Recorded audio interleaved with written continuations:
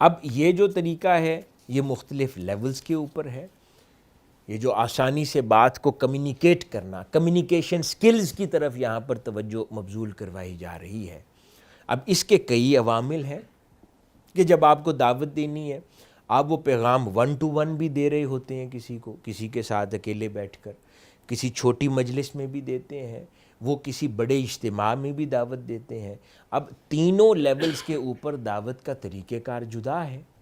آپ کسی انڈیویجول سے بات کر رہے ہیں تو اور انداز میں کریں گے، اسمالر گروپ میں بات کر رہے ہیں تو اور انداز میں کریں گے، بڑے اجتماع سے بات کر رہے ہیں تو یقیناً اور انداز میں آپ کریں گے. پھر جس سیگمنٹ آف دا سوسائٹی کے ساتھ آپ ایڈریس کر رہے ہیں اس کے مزاج کو سمجھنا ضروری ہے کہ وہ کس طرح کا ہے، کس مزاج کا ہے، وہ کیا سمجھتا ہے، کس طرح کا آرگیومنٹ سمجھے گا، اس کو منہاج القرآن کی کون سی خدمت اپیل کرے گی. مثال کے طور پہ ایک آدمی طبیعت میں اس کے رجحان ہے وہ فلاحی کام کرنا چاہتا ہے. اب اگر اس کو آپ بیٹھ کر دینی کام کے بارے میں لمبا درس دیتے رہیں گے وہ اس کے لیے موٹیویٹنگ فیکٹر نہیں ہوگا. ہاں اگر اس کو تحریک منہاج القرآن کے فلاحی امور کی طرف دعوت دیں گے تو وہ موٹیویٹ ہو کر آ جائے گا.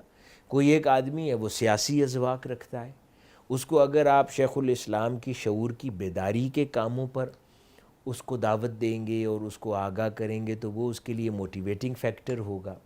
کوئی آدمی صرف مذہبی اذواق کا ہے، اس کو آپ بیٹھ کے 12 گھنٹے سیاسی اور شعور کی بیداری کی مہم کی سٹرگل پر بات کرتے رہیں گے وہ اس کے لیے موٹیویٹنگ نہیں ہوگا. تو اپنے سیگمنٹ کو، آڈینس کو انڈرسٹینڈ کرنا یہ دعوتی فریضہ انجام دینے کے لیے ناگزیر ہے. اکارڈنگلی بات کرنا، وہی سیدنا موسیٰ علیہ السلام کا فرمان کہ مجھے وہ صلاحیت عطا کر کہ میری بات لوگوں کو آسانی سے سمجھ آ جائے، یعنی کہ الفاظ میں سادگی اور فصاحت بھی آ جائے اور بیان کرنے سے پہلے مجھے وہ فہم و فراست بھی نصیب ہو جائے کہ میں نے کہاں کیا بات کرنی ہے.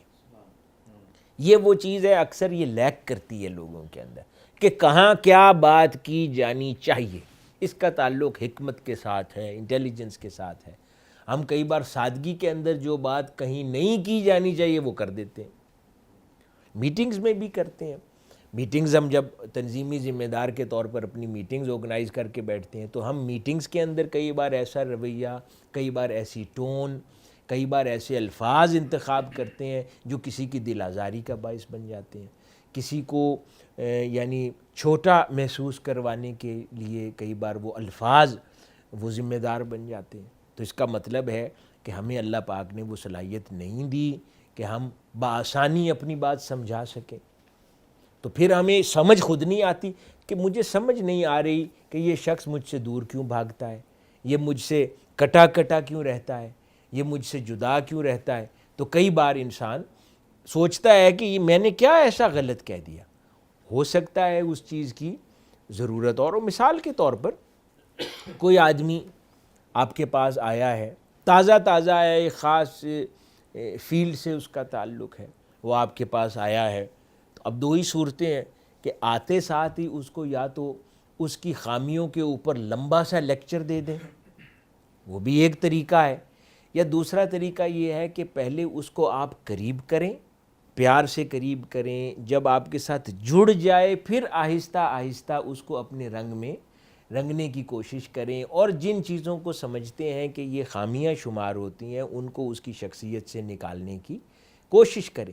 اگر پہلے دن ہی اس کو تنبیہی، اصلاحی سخت لیکچر دے دیا جائے گا تو ہو سکتا ہے وہ شخص گھبرا جائے، وہ پہلے دن ہی دور بھاگ جائے اور وہ اصلاح کی طرف آئے ہی نہ. یہ ایسے ہی ہے کہ جیسے اولاد ہے، آپ اولاد کو اگر ساری بات ہی پہلے دن سے ڈانٹ ڈانٹ کے کریں گے اور اس سے پہلے کبھی پیار نہیں دیا ہوگا تو وہ آپ کی ڈانٹ کو نہیں سمجھے گا. تو اولاد کو پہلے آپ پیار جب دے چکے ہوتے ہیں اس کے بعد جب اس کو کبھی ڈانٹ بھی لیں تو پھر ڈانٹ بری نہیں لگتی، لیکن اس کو صرف پہلے دن ہی صرف ڈانٹ دیں تو پھر وہ اس کو ڈانٹ عجیب لگتی ہے. تو یہ بھی در حقیقت اسی کمیونیکیشن سکلز کی کیٹیگری میں فال کرتا ہے.